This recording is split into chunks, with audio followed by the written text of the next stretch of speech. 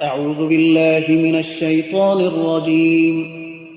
پناه میبرم به خداوند از شیطانی رانده شده. بسم الله الرحمن الرحیم. به نام خداوند بی اندازه مهربان نهایت بارح. يا أيها الذين آمنوا لا تتخذوا عدوي وعدوكم أولياء تلقون إليهم بالمودة وقد كفروا بما جاءكم من الحق يخرجون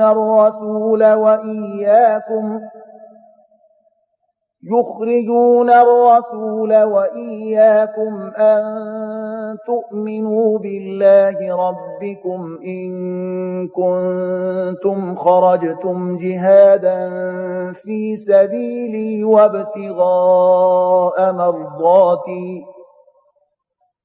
تسرون إليهم بالمودة وأنا أعلم بما أخفيتم وما أعلنتم ومن يفعله منكم فقد ضل سواء السبيل.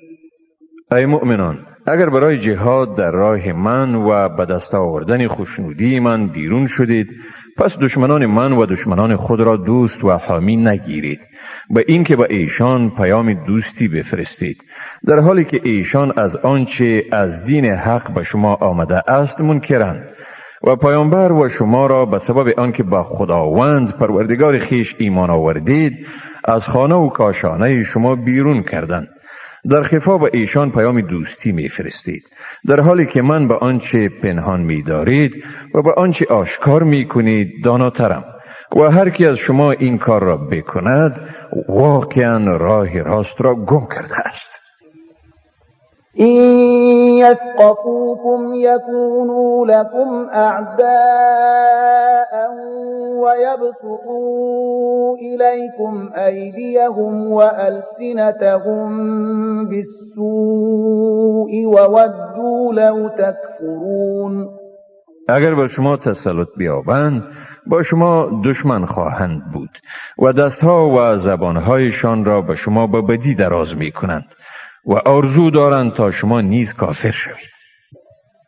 لن تنفعكم أرحامكم ولا أولادكم يوم القيامة يفصل بينكم والله بما تعملون بصير. خویشاوندان و اولاد شما هیچ یک برای شما در روز قیامت سودی رساندن نمی توانند. خدا در میان شما فیصله می کند و خدا به آنچه انجام می دهید بیناست. قد كان لكم أسوة حسنة في إبراهيم والذين معه إذ قالوا لقومهم إنا براء منكم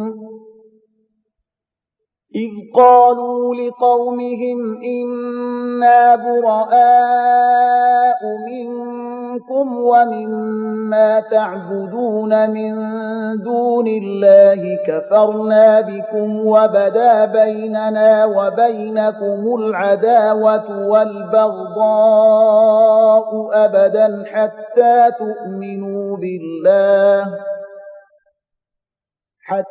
تؤمنوا بالله وحده إلا قول إبراهيم لأبيه لأستغفرن لك وما أملك لك من الله من شيء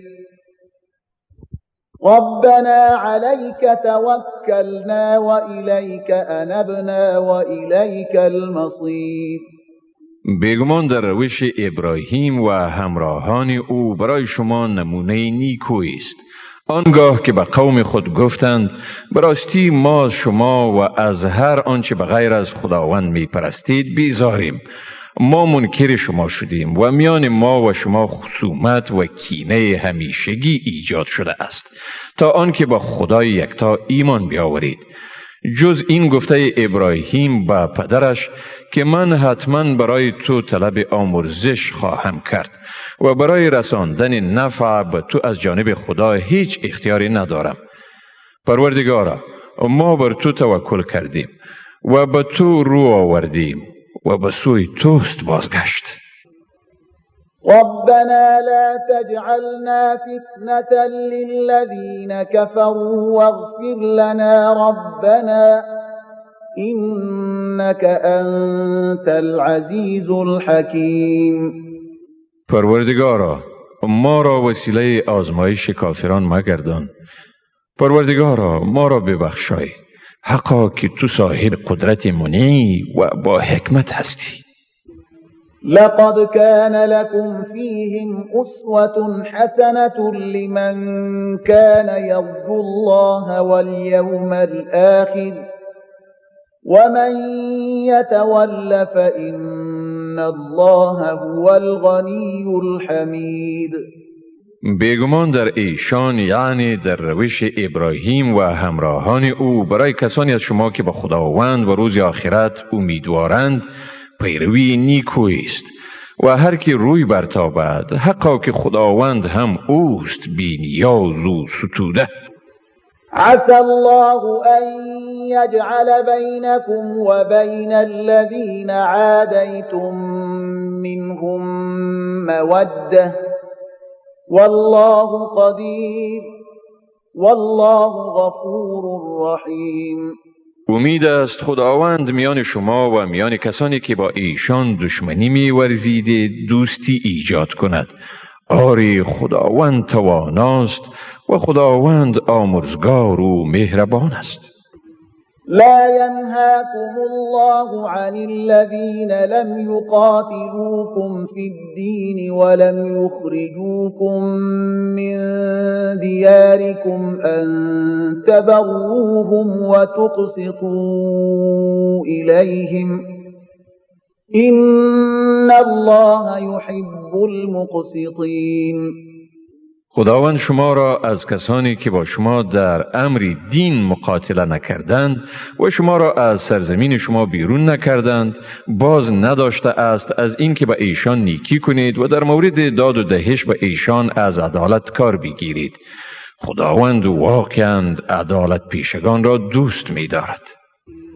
إنما ينهاكم الله عن الذين قاتلوكم في الدين وأخرجوكم من دياركم وظاهروا على إخراجكم أن تولوهم ومن يتولهم فأولئك هم الظالمون.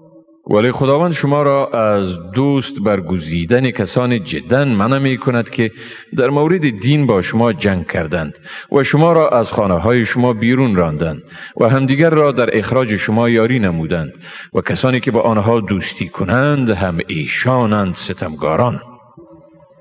يا أيها الذين آمنوا إذا جاءكم المؤمنات مهاجرات فامتحنوهن الله أعلم بإيمانهن فإن علمتموهن مؤمنات فلا ترجعوهن إلى الكفار لا هن حل لهم ولا هم يحلون لهن وآتوهم ما أنفقوا ولا جناح عليكم أن تنكحوهن إذا آتيتموهن أجورهن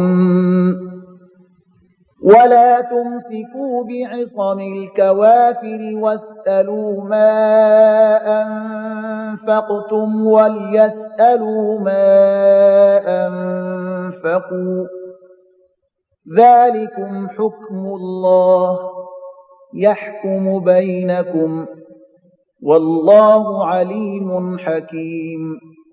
ای مؤمنان، چون زنان با ایمان نزد شما به حیث مهاجر بیایند، ایشان را بیازمایید. خداوند به ایمانشان داناتر است. هرگاه آنها را مؤمن یافتید، پس ایشان را به سوی کافران باز نگردانید. نه ایشان برای کافران حلالند و نه کافران برای ایشان حلالند. و برای شوهرانشان آنچه را خرج کرده اند بپردازید. بر شما گناهی نیست که با ایشان ازدواج کنید، به شرطی که مهرشان را بپردازید. و هرگز همسران کافر را به همسری خود نگه ندارید و آنچه را که خرج کرده اید طلب کنید. و کافران نیز می توانند آنچه را خرج کرده اند طلب کنند. این حکم خداوند است، در میان شما حکم می کند و خداوند دانا و با حکمت است. وَإِن فَاتَكُمْ شَيْءٌ مِّنْ أَزْوَاجِكُمْ إِلَى الْكُفَّارِ فَعَاقَبْتُمْ فَآتُوا الَّذِينَ ذَهَبَتْ أَزْوَاجُهُم مِّثْلَ مَا أَنفَقُوا وَاتَّقُوا اللَّهَ الَّذِي أَنتُم بِهِ مُؤْمِنُونَ. و اگر از نزد شما کسی از زنان شما به سوی کافران برود و نوبت شما برسد، یعنی در آخر کار پیروزی به شما تعلق گیرد، پس برای آنانی که زنانشان فرار کرده اند معادل آنچه به حیث مهر خرج کرده اند بدهید و از خدایی که به او ایمان دارید بترسید.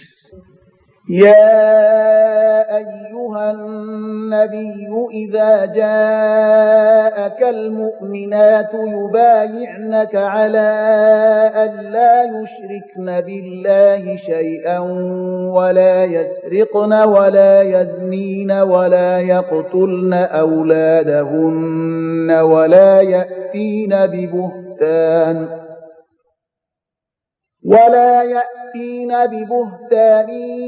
يفترينه بين أيديهن وأرجلهن ولا يعصينك في معروف فبايعهن واستغفر لهن الله إن الله غفور رحيم. ای پیامبر، هنگامی که زنان مؤمن نزد تو بیایند و با تو بیعت کنند بر اینکه چیزی را با خدا شریک نیاورند و دزدی نکنند و زنا نکنند و اولاد خود را نکشند و بهتانی را بین دستها و پاهای خود افتراء نکنند، یعنی کودکی را که از راه غیر مشروع و فرزندی گرفته اند به شوهر خود منسوب نکنند، تو را در هیچ امر پسندیده نافرمانی نکنند، پس با آنها بیعت کن و از خداوند برایشان آمرزش بخواه. حقا که خداوند آمرزگار و مهربان است.